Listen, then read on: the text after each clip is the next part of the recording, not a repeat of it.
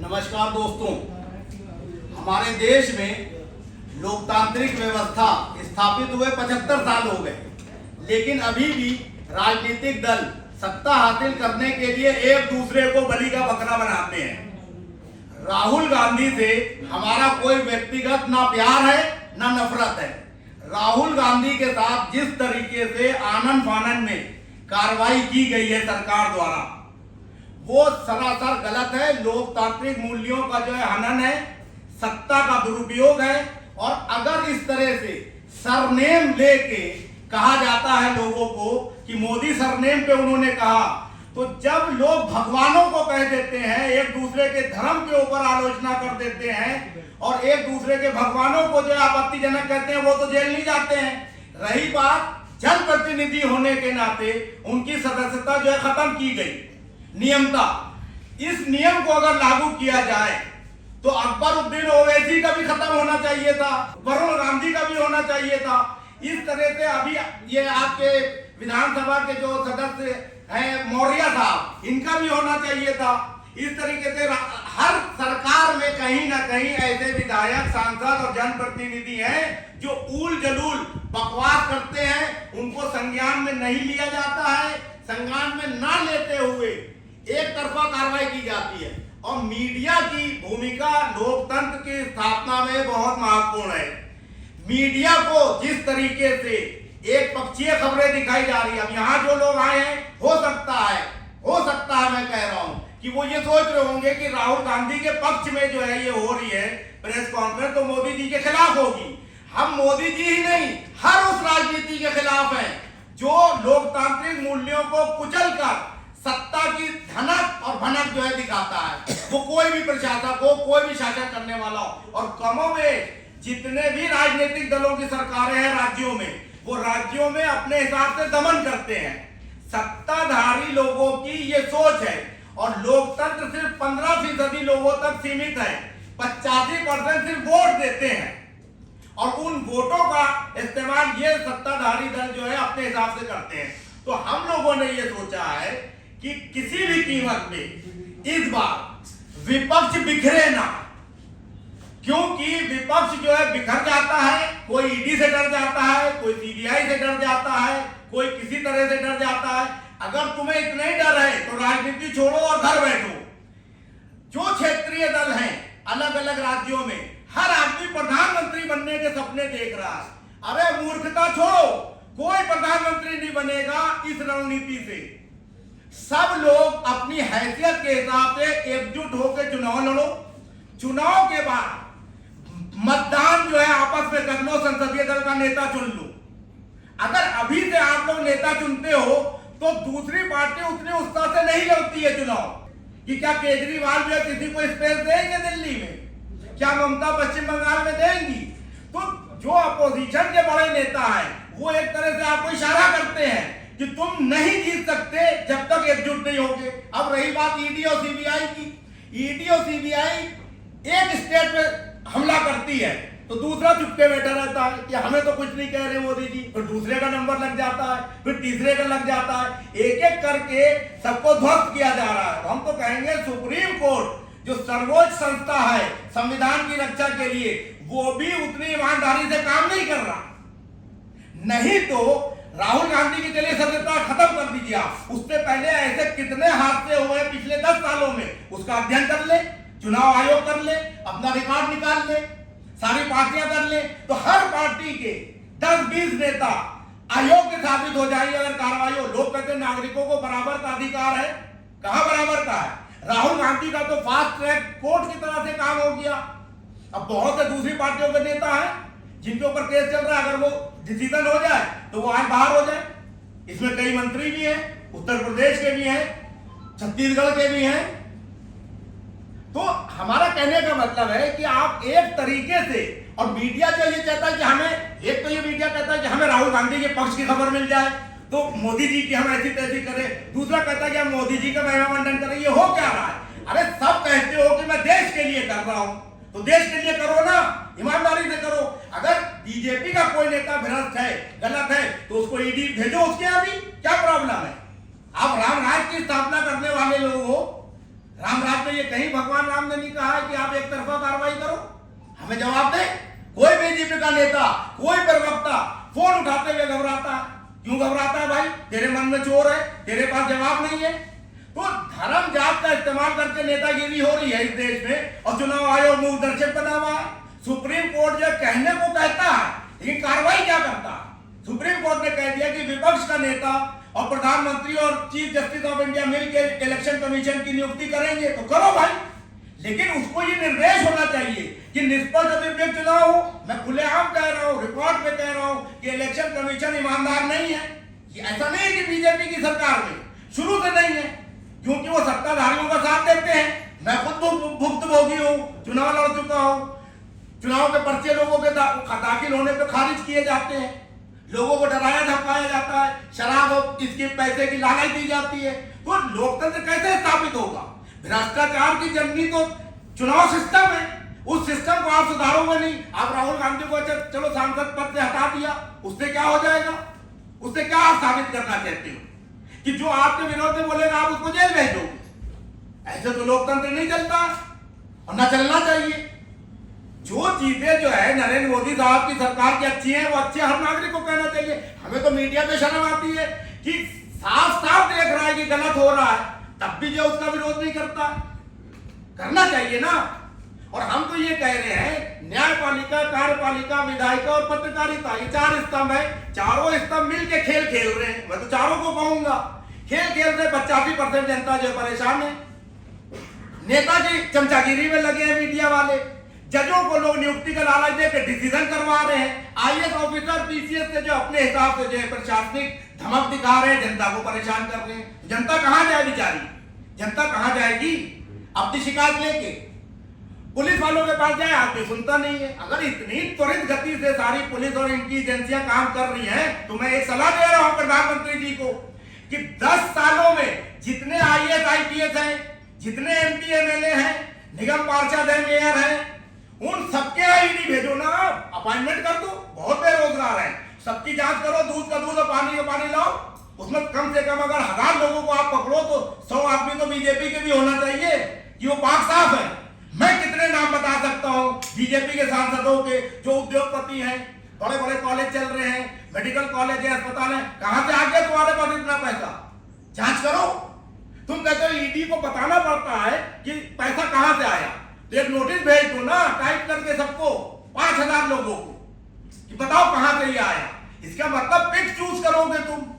हमें अडानी से कुछ नहीं लेना। अडानी को दे दिया, राहुल गांधी या कोई दूसरा प्रधानमंत्री बनेगा, खत्म कर दे उसको, राष्ट्रीयकरण कर दे। रेलवे भेज दिया, भेज देने दो। जहाज भेज दिया, भेज देने दो।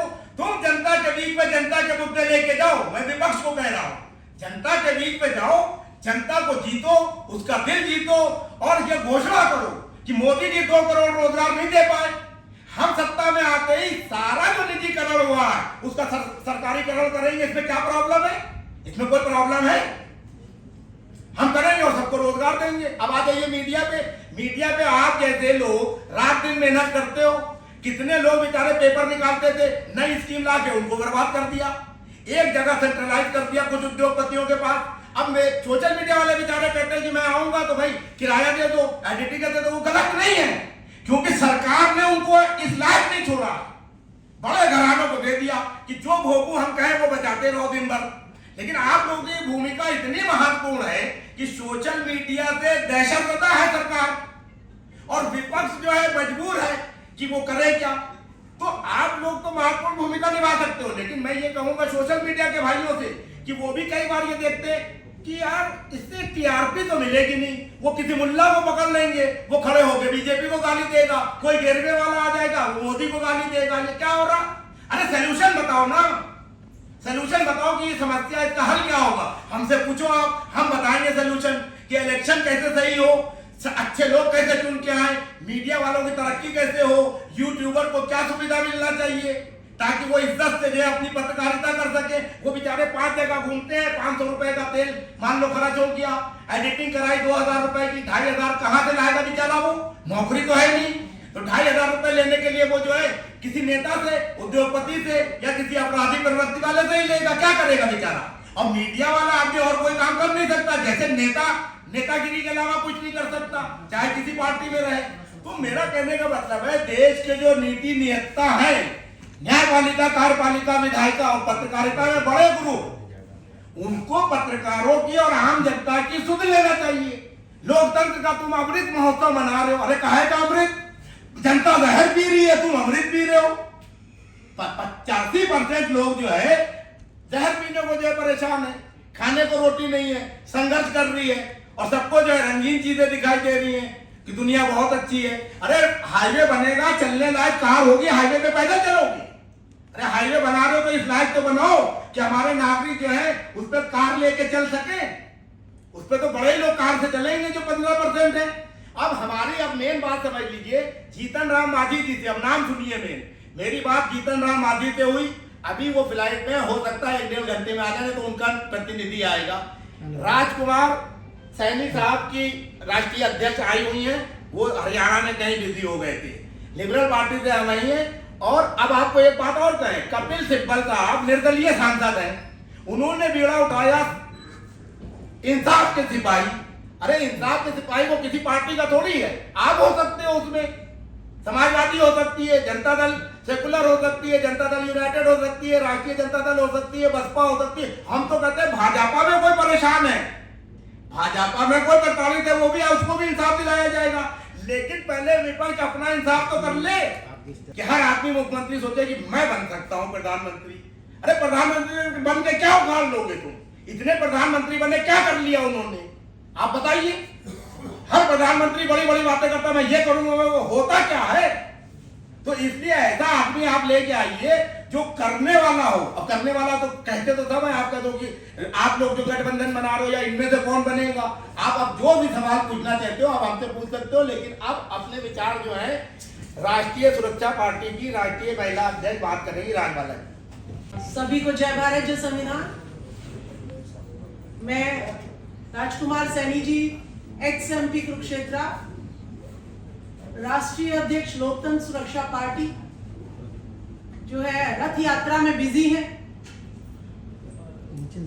वो उन्होंने आना था, लेकिन उनका शेड्यूल इतना बिजी है कि वो रात भर इस जनता को जगाने के लिए और जो भेदभाव हो रहा है उसको बताने के लिए जनता के बीच में रहते हैं। एक जीता जागता उदाहरण राजकुमार सैनी जी हैं आपके बीच में, जो बीजेपी के सांसद थे, लेकिन जब उन्होंने देखा कि बीजेपी जो है सुप्रीम कोर्ट का फैसला भी जो है ना नहीं मानकर और ओबीसी के आरक्षण में किसी और को जो है कहती है कि हाँ आ जाओ, जिसके पास खुद पहले से ही नौकरियों में कब्जा है नंबर 1 स्थान पर, उसको भी जो है कह देती है कि हाँ आप आ जाओ और इसमें घुस सकते हो। तो राजकुमार सैनी जी ने तुरंत बीजेपी को उसकी गलत नीतियों, विषमतावादी नीतियों के वो चलते हुए जब उन्होंने देखा तो उसको छोड़ दिया था। राहुल गांधी एक जाना पहचाना चेहरा है, अगर उसकी सदस्यता तुरंत जो है रद्द कर दी जाती है तो एक आम अधिकारी का क्या होगा, एक आम नागरिक का क्या होगा? उसको तो धरती पे से ही, भारत से ही उठवा देंगे, मरवा देंगे। ये सोचने का विषय है। ना मैं कांग्रेस से हूं, ना मैं बीजेपी से हूं, मैं इस भारत की जनता से हूं। तो ये सोचने का विषय है कि अगर कोई आपका मीडिया कर्मी जो है अगर वो भाजपा के विरोध में दिखाएगा तो आपको तो उठवा लेंगे ये लोग। तो ये सब के सोचने का विषय है कि लोकतंत्र की हत्या इतनी निर्ममता से और इतनी जल्दबाजी में क्यों की जा रही है कि राहुल गांधी की या तो पदयात्रा से पहले राहुल गांधी को पप्पू घोषित किया, अब वो काम कर रहा है तो उसके काम से के डर से आप लोग क्या उसको जो है कि कहीं ये आगे कुछ ना बढ़ जाए और ना बढ़ जाए, तो आप उसका सामना नहीं कर पा रहे हैं, इसीलिए आपने उसका अपने रास्ते में से कांटे को हटा दिया है। या तो ये सिद्ध होता है या ये जो आपके काले कारनामे हैं, जो अपने लोगों को आप जो हिंडनबर्ग ने जो रिपोर्ट दी है अडानी के लिए कि उसका मुद्दा सामने ना आए। देखिए पार्लियामेंट किस लिए होती है, विपक्ष किस लिए होता है कि देश में कुछ भी गलत हो रहा है तो पार्लियामेंट में उस पर क्वेश्चन किया जाए गवर्निंग पार्टी से कि आपके यहाँ ऐसा क्यों हो रहा है, आप उसको शेयर क्यों दे रहे हो, लेकिन आप उसका जवाब देने की बजाय मुझे सस्पेंड कर देंगे, मेरी सदस्यता रद्द कर देंगे, तो विपक्ष तो बोल ही नहीं पाएगा। तो ये दुर्भाग्य है कि हम एक डेमोक्रेटिक उसमें कंट्री में जी रहे हैं या हिटलरशाही तानाशाही में जी रहे हैं। ये स्पष्ट करना पड़ेगा मोदी सरकार को। और आपको मैं एक बात और बता देती हूँ कि अगर मोदी सरकार अगर इतना ही जो है फास्ट ट्रैक से काम करती है तो निर्भया कांड दिल्ली में हुआ, आपका मनीषा वाल्मीकि कांड हुआ, ये निर्मम हत्याएं बलात्कार होते जा रहे हैं, हत्याएं होती जा रही है, लेकिन उसके बावजूद भी अपराधियों के बलात्कारियों के हौसले बुलंद हो रहे हैं। उन पे क्यों नहीं एक्शन होता तुरंत? क्यों महिलाएं 50% इस देश की आज भी अपनी सुरक्षा के लिए जो है तार तार, अभी एक नई नवेली यूपी में ही नई नवेली दुल्हन के लिए साथ जो है रेप हुआ और उसकी जो है दुर्दशा जो है आपके सामने है ये सब, तो उस पर कोई फास्ट ट्रैक एक्शन क्यों नहीं होता? कोई कोर्ट क्यों नहीं एक्शन लेती इन बलात्कारियों के खिलाफ? तो राहुल गांधी के खिलाफ जो ये एक्शन लिया गया है, उनकी सदस्यता रद्द की गई है, उन पे जो है ना जो आप माफी जो लोग मांग रहे हैं, ये लोकतंत्र की हत्या करने के लिए मांग रहे हैं। देखिए 4 स्तंभ होते हैं, लेकिन 4 स्तंभ तो हमने गिनवा दिए, लेकिन 4 स्तंभ का आधार किसी भी बिल्डिंग के जो पिलर है वो किसी ना किसी बेस पे रखे होते हैं। तो जो हमारा डेमोक्रेटिक कंट्री है इसके 4 पिलर हैं। 4 पिलर आपको बताए, लेकिन पिलर खड़े किसके होंगे? पिलर खड़े होंगे जनता। जनता इसका आधार है चारों पिलर का।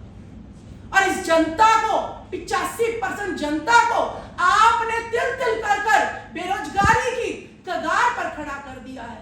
महिलाओं को दोबारा से आप लोगों ने उसी दहशत में जीने के लिए मजबूर कर दिया है। मुश्किल से सावित्रीबाई फुले जी, फातिमा शेख जी ने हमें जो है बोल्ड बनाया था, शिक्षित बनाया था। हम जो है बाबा साहब अम्बेडकर जी, साहू जी महाराज जी, विपी सिंह जी के जरिए हमें आरक्षण मिला, हम नौकरियों में आई। लेकिन आज जो दहशत हम देख रहे हैं, अपनी बेटियों को, अपनी बहनों को ये नहीं कह सकते कि आप मीडिया जो है ना रात को जाइएगा, कहीं की भी कवरेज कर लीजिएगा। ये आजादी आज भी मुझे नहीं मिली है। बेटी पढ़ाओ बेटी बचाओ का नारा गलत है। मैं ना बीजेपी के खिलाफ हूं, ना किसी, मैं सिर्फ नेताओं के खिलाफ हूं जो भ्रष्टाचार को, जो बलात्कार को और जो लोकतंत्र को और जो संविधान की हत्या करने में लगे हुए हैं। मैं उन सारे नेताओं के खिलाफ हूं। अगर एक्शन लेना है तो सबके खिलाफ इलेक्शन लो। जितने भी क्रिमिनल बैठे हैं, सारे क्रिमिनल्स को, मैं खुद इलेक्शन लड़ चुकी हूं। मैं एक सरकारी नौकरी पर थी और राजकुमार सैनी जी की पार्टी से मैंने सोनीपत लोकसभा से चुनाव लड़ा। देखिए, आपको ईमानदार नहीं चाहिए, आपको टीचर नहीं चाहिए। अगर मैं कोई क्रिमिनल होंगी, मेरे पास पैसा होगा तो वोट खरीद सकती हूँ। मैं ईवीएम में अपने जो है कितने भी घोटाले करवा सकती हूँ। तो मेरे पास जो है पैसा कैसे आएगा 2 नंबर का जब मैं गलत काम करूंगी? यानी आपको नेता बनना है तो पहले भ्रष्टाचारी होना पड़ेगा। तो ये सिस्टम बदलना पड़ेगा। ये सिस्टम सभी पार्टियां अपना रही है और 2024 में भी अगर ये विपक्ष एक नहीं हुआ, अपने अपने स्वार्थ में, कभी ब्राह्मणवाद हावी हो रहा है, कभी पूंजीवाद हावी हो रहा है, कभी परिवारवाद हावी हो रहा है, इस जनता को कितने वादों में आप जो है पिटोगे? हमें ये समझ नहीं आ रहा है। तो इन सारे वादों से आपको ऊपर उठना पड़ेगा। परिवारवाद से, जातिवाद से, सारी पार्टियां जातिवाद में लगी हुई हैं। जातिवाद से ऊपर उठिए। धर्म के नाम पर राजनीति नहीं कीजिएगा।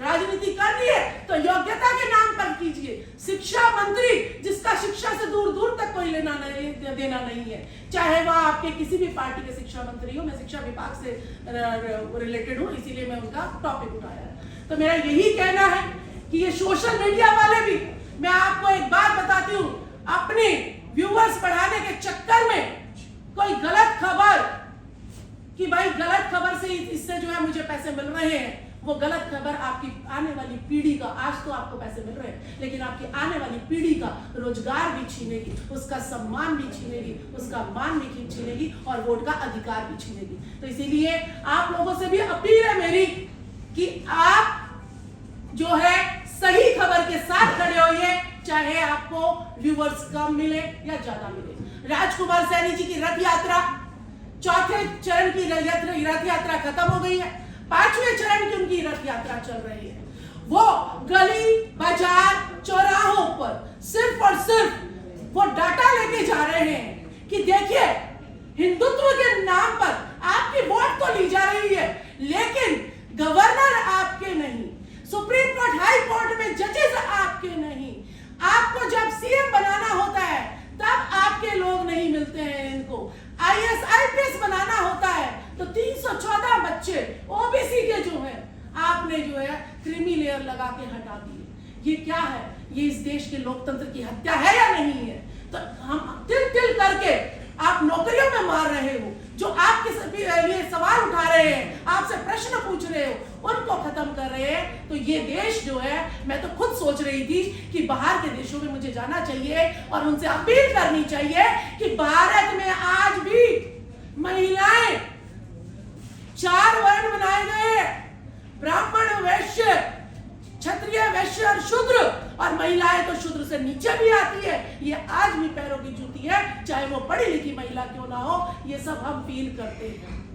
तो हम चाहते हैं कि अगर मेरे देश में ऐसी कोई सरकार नहीं बनती है तो हमें मजबूरन महिलाओं को भी बाहर के देशों में जाके ये कहना पड़ेगा कि हम भारत में सुरक्षित नहीं है। तो राहुल गांधी पे क्या करो ना, हमारी भी सदस्यता, मैं सस्पेंड हो चुकी हूँ अपनी नौकरी से। जब नौकरी खो दी, आप क्या मेरे जीवन ले लोगे? जैसे बाबू जी जगदेव प्रसाद कुशवाहा जी की, जिन्होंने कहा कि 10 का शासन 90 पर नहीं चलेगा, नहीं चलेगा।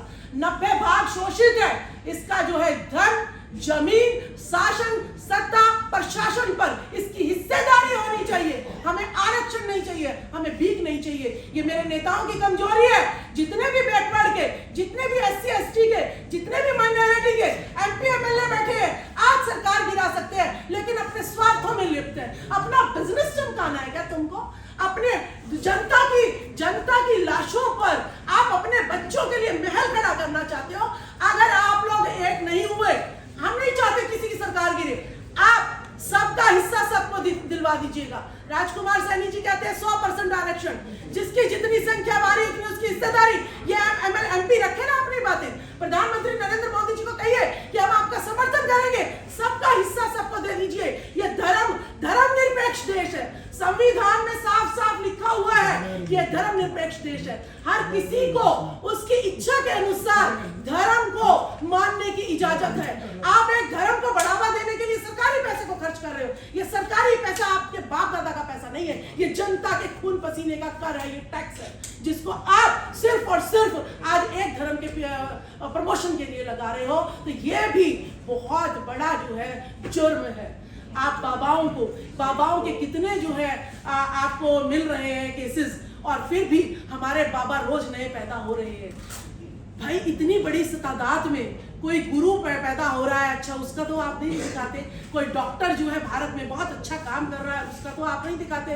कोई वकील जो है जनता के फेवर में काम कर रहा है, उसका तो आप नहीं दिखाते। ये पाखंड और अंधविश्वास महिलाओं में भर भर के 50% महिलाओं को आज इस देश का दुश्मन क्यों बना रहे हो आप लोग? ये सवाल है हमसे।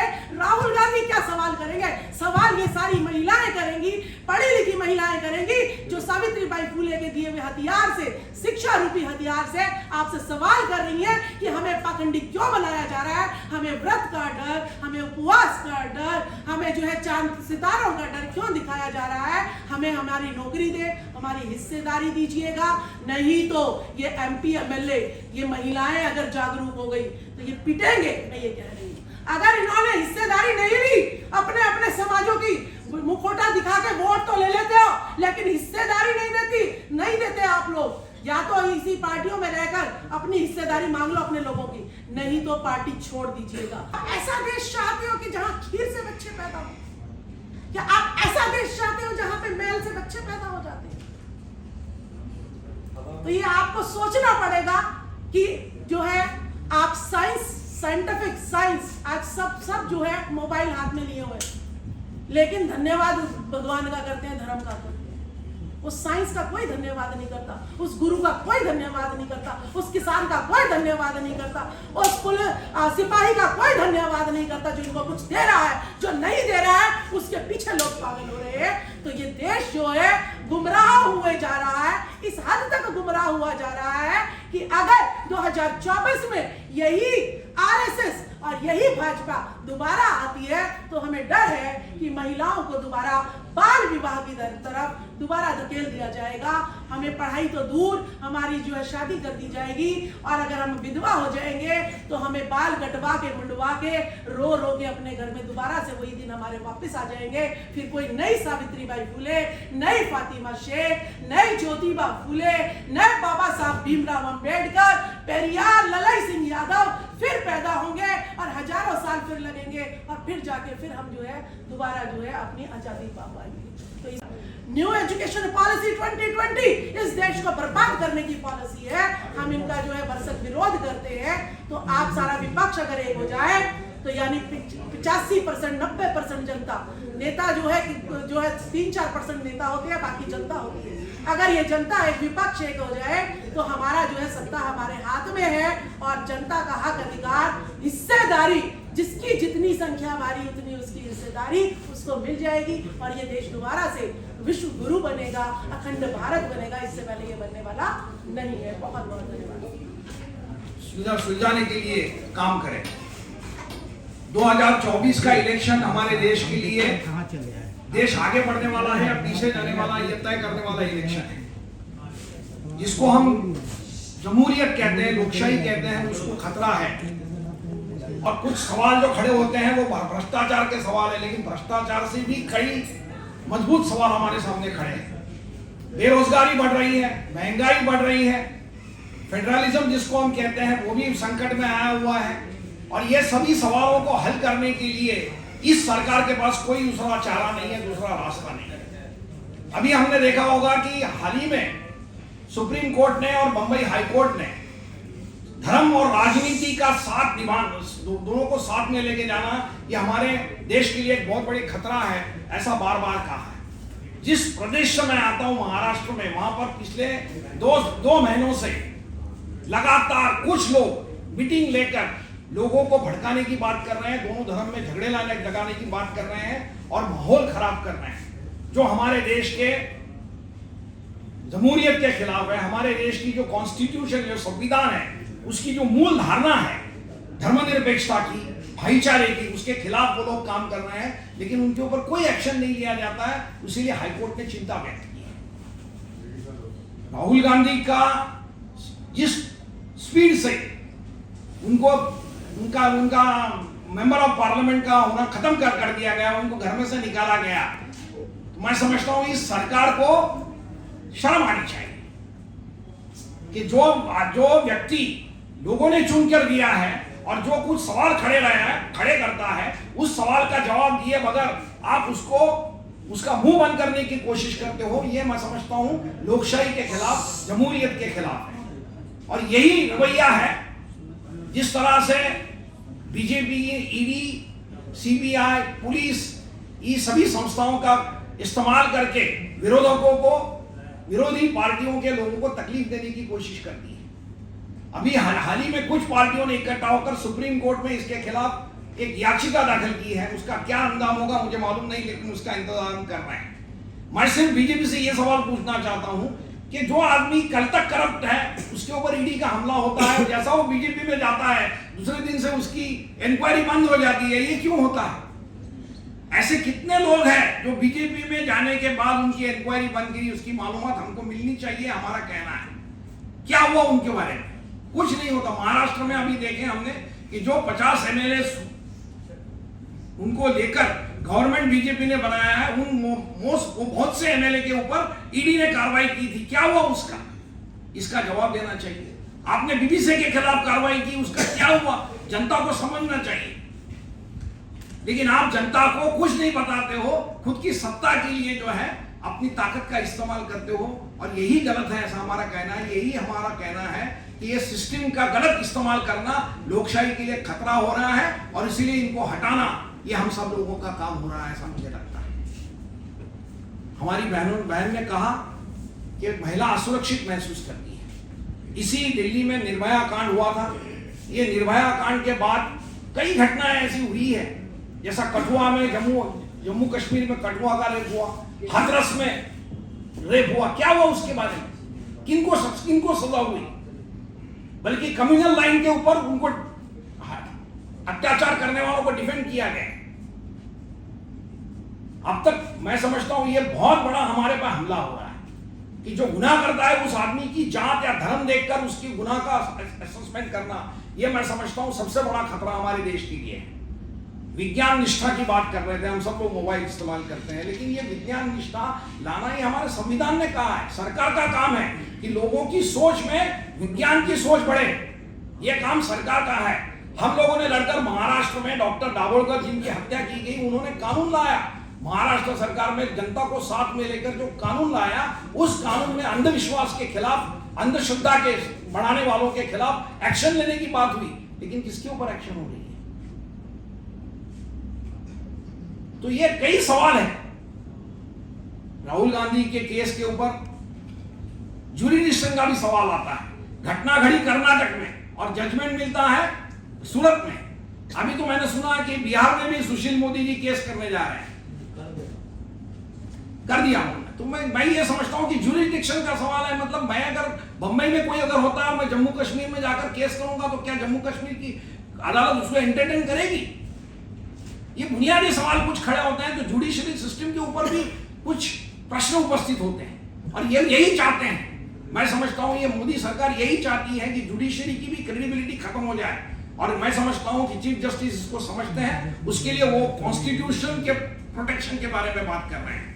और इसीलिए मैं समझता हूं आज सरकार और जुडिशरी के अंदर एक संघर्ष खड़ा हो रहा है। जनता किसका साथ देगी, ये हमको समझना बहुत जरूरी रहेगा, क्योंकि जनता ही आखिर में तय करेगी। बाबा साहब अम्बेडकर ने कहा कि आप कितनी भी अच्छी कॉन्स्टिट्यूशन बनाइए, लेकिन वो कॉन्स्टिट्यूशन का अमल करने वाले लोग अगर ठीक नहीं रहेंगे और जनता ऐसे ठीक नहीं रहने वालों का साथ देगी, तो कॉन्स्टिट्यूशन कितनी भी अच्छी करो, आपका कोई फायदा नहीं होगा।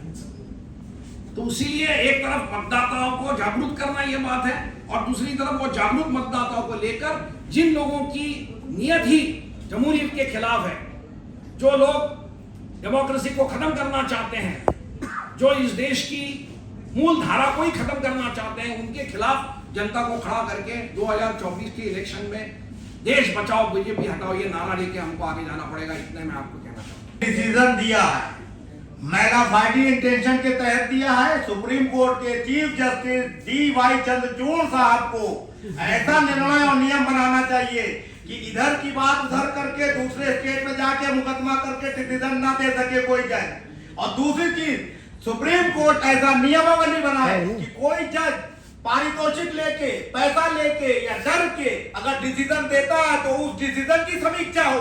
अगर वो डिसीजन मेगा फाइटिंग इंटेंशन से है तो उस जज को बर्खास्त किए जाने की व्यवस्था होना चाहिए।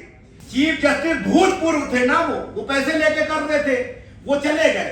क्या इनको भी ये अधिकार मिल जाता है कि ये भी वही धंधा रखें? राहुल गांधी कांग्रेस और पार्टियां भ्रष्ट थी, मोदी जी को लाइसेंस मिल जाता है कि वो भी यही करें। आपने जो सवाल पूछा उसी लिए तो ये मुद्दा उठाया है मैंने कि जो पुरानी बातें हैं उनको दरकिनार करो।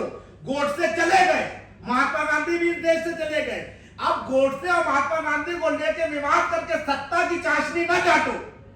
महात्मा गांधी जहां सही थे वहां सही थे, और गोडसे ने जो किया उसका महिमा मंडन करके एक पक्ष को आगे बढ़ा के आप ध्रुवीकरण करके अगर सत्ता लेते हो तो ये गलत है। तो मेरा कहना है जो चला गया ऊपर उसकी अच्छी बातों को याद रखो, बुरी बातों को छोड़ दो। सुनिए, राहुल गांधी ने कहा वो उनकी बुद्धि थी, लेकिन दुनिया में किसी देश की औकात हैसियत नहीं है कि भारत में वो हस्तक्षेप कर सके। पहली चीज, वो प्रधानमंत्री नरेंद्र मोदी हो या कोई और प्रधानमंत्री हो, भारत वो देश नहीं रहा कि अमेरिका या चीन या रशिया उसमें दखल अंदाजी करेगा। इसलिए राहुल गांधी ने कहा वो उनका व्यक्तिगत विचार था। मेरा कहने का मतलब राहुल ने वहां जाके गलत कहा, उस विचारों को संसद में तुम बोलने नहीं दे रहे हो, कहां जाएगा? मैं यहां बोल रहा हूं, यहां बोलने नहीं दोगे तो मैं जंतर मंतर पे तो जाऊंगा, वहां भी लटमार के भड़का दूंगा तो क्या करूंगा? और महात्मा गांधी ने क्या कहा, फिर भगवान राम ने क्या कहा, पैगंबर साहब ने क्या कहा, अरे यार बेवकूफी की छोड़ो, एक लाइन में सच बोलो, मक्कारी ना करो, झूठी ना बोलो, दूसरे की चीज पे नजर ना रखो। सत्ता के लिए अडानी ना पालो, सत्ता के लिए इंदिरा गांधी ने अंबानी पाला, सत्ता के लिए जो टाटा को मदद की, ये तमाशा हो रहा है। और अपोजिशन कोई स्ट्रेटजी नहीं बना पाया, इसलिए हमें बीच में आना पड़ा। सुनिए, ममता बनर्जी इच्छा रखती मैं प्रधानमंत्री बनूं, केजरीवाल जुमा 4 दिन में कहते मैं बन जाऊं, नीतीश कहते हैं मैं बन जाऊं, तेलंगाना के मुख्यमंत्री चंद्रशेखर राव कहते हैं मैं बन जाऊं। इसी चीज का तो फायदा मोदी जी उठाते हैं। ये चीज समझ में नहीं आ रही है विपक्ष को। अगर ये बात मेरी छोटी सी समझ ले, हमें नेता नहीं बनना है, हम इनको सुधारने के लिए आए हैं। केजरीवाल की तरह नहीं, केजरीवाल तो विरक्त है, नकारा है, निकम्मा है, और केजरीवाल को भी जेल जाना चाहिए, ये भी मैं साथ में कह रहा हूं, क्योंकि उसने राजनीति को जिस तरह से मोड़ा, उससे देश बर्बाद हो रहा है। क्योंकि अब हमारा जैसा कोई आदमी ईमानदारी की बात करता है तो लोग कहते हैं केजरीवाल हो तुम केजरीवाल हो, कल तो तुम भी वही करोगे। तो इसलिए वो राजनीति में धब्बा है। केजरीवाल को तो बर्खास्त कर देना चाहिए मोदी जी को। राहुल गांधी ने कहा कि आप देश में लोकतंत्र नहीं है, इंटरवीन कीजिए। किस देश की औकात है कि भारत के अंदरूनी मामले में इंटरवीन करे, पहली चीज। दूसरी चीज, प्रधानमंत्री नरेंद्र मोदी इतने कमजोर है कि राहुल जो है लंदन में जाके बोल देगा तो उनकी सत्ता हिल जाएगी। क्या बातें करते हो आप लोग, सवाल पूछते हो। प्रधानमंत्री बहुत मजबूत है, उनका कुछ नहीं होगा। राहुल गांधी के कांग्रेस को आपने कितने बार बोला है कि ये गलत ऑब्जेक्ट किया उन्होंने? हाँ सुनिए, मैंने राहुल गांधी को तो बोल दिया कि तुमने गलत किया। अब सुन लो, अमित शाह क्या कर रहे हैं वो भी सुन लो, मोदी क्या कर रहे हैं वो भी तो सुनोगे। बैलेंस करने के लिए बैठा हूं यहाँ राहुल की चमचागिरी या उसको बचाने के लिए या उसको फांसी चढ़ाने के लिए नहीं बैठा हूं। यहाँ मैं ये कहने के लिए बैठा हूं कि चाहे राहुल गांधी हो, चाहे नरेंद्र मोदी हो, चाहे अमित शाह हो, चाहे योगी हो, चाहे वो हेमंत बिस्वा हो, कोई हो, चाहे केजरीवाल हो, ममता हो, शरद पवार हो, जो भी है वो पहले नागरिक है देश के। अगर कोई नेता बकवास करता है तो उसके खिलाफ कार्रवाई उसी तरह से होना चाहिए जैसे राहुल गांधी की हुई है। मेरा मकसद ये है कॉन्फ्रेंस करने का। अब सवाल पूछिए, क्या आपकी पार्टी केस करेगी राहुल गांधी पे? सुनिए, मैं भारतीय जनता पार्टी का प्रतिनिधि नहीं हूँ, पहली चीज सुनिए। राहुल गांधी पे केस नहीं, मैं हर उस नेता पे केस करूंगा अगर आप लोग साथ देंगे। मैं तो कह रहा हूँ अमित शाह के बेटे की जांच नहीं होना चाहिए, महेश शर्मा की भी जांच होना चाहिए। जांच करो, अस्पताल कैसे बना लिए उसने, लिस्ट दूं, 500 नेताओं के नाम दे दूंगा, जांच कराओ, सुप्रीम कोर्ट के जज को भेजूंगा मैं। फ्यूज है, जो मंत्रियों के पीए और ओएसडी हैं वो चमचे हैं, वो बीजेपी आरएसएस के एजेंट हैं। राहुल गांधी लोगों से मिलते नहीं है, मास्क लीडर कैसे बनेंगे? केजरीवाल मिलते नहीं है, पहले तो सबसे मिलते थे। तो जब तुम लोगों से हट जाओगे, बीजेपी में ये अच्छाई है, जिसकी अच्छाई है वो तारीफ करना चाहिए। उनका कैबिनेट मंत्री भी आम आदमी से मिल लेता है, भले काम ना करे, कंधे पे हाथ रख देता है, लड़के खुश हो जाते हैं। अच्छा, लोकतंत्र साहिल जी, लोकतंत्र खतरे में क्या? लोकतंत्र खतरे में नहीं है, ना लोकतंत्र को कोई खतरे में ला सकता है, ना मोदी ला सकते हैं, ना शाह ला सकते हैं।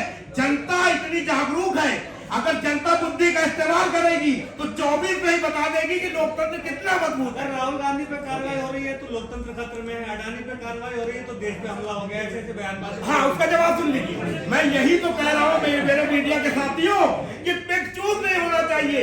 अगर कोई व्यक्ति करोड़ों रुपए कमाया कम समय में तो रेल मंत्री जो है पीयूष गोयल साहब, उनकी जांच भी होना चाहिए। विपक्ष बिखरा हुआ है, उसको पूरे सड़कों पे उतर जाना चाहिए था।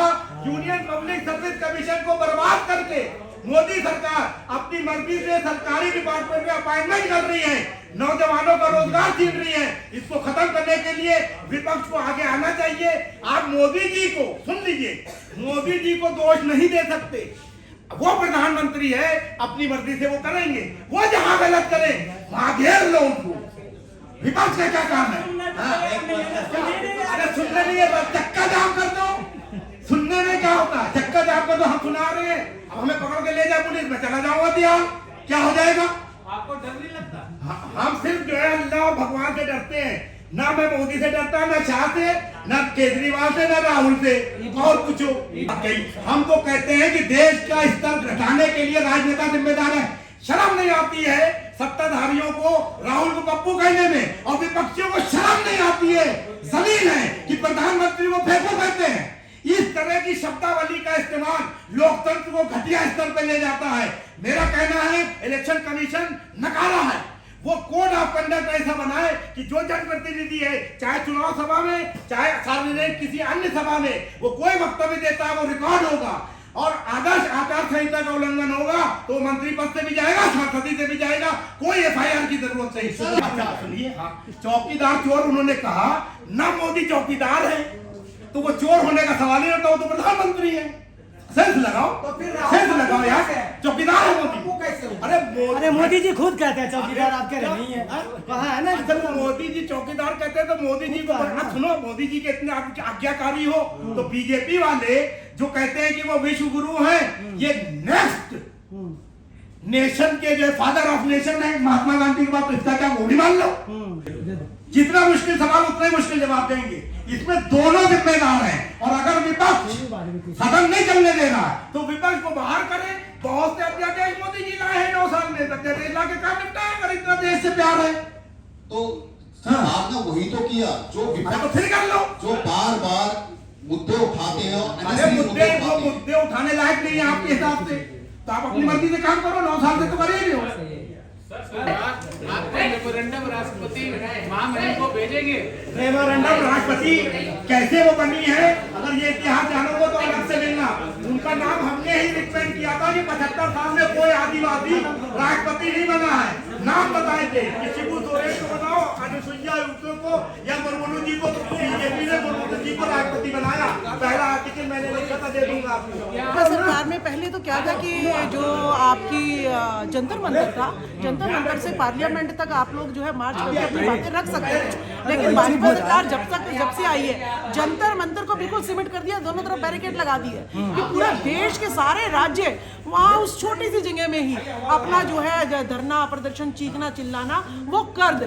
और ये तो होता ही आया, माइक बंद कर देते हैं, जाति देख के जो है ना बोलने का, स्पीकर को बोलने का जो है ना, MP MLAs को बोलने का मौका दिया जाता है। तो ये सारा जातिवाद, परिवारवाद, ये तो इस देश में प्रचंड रूप में है ही है।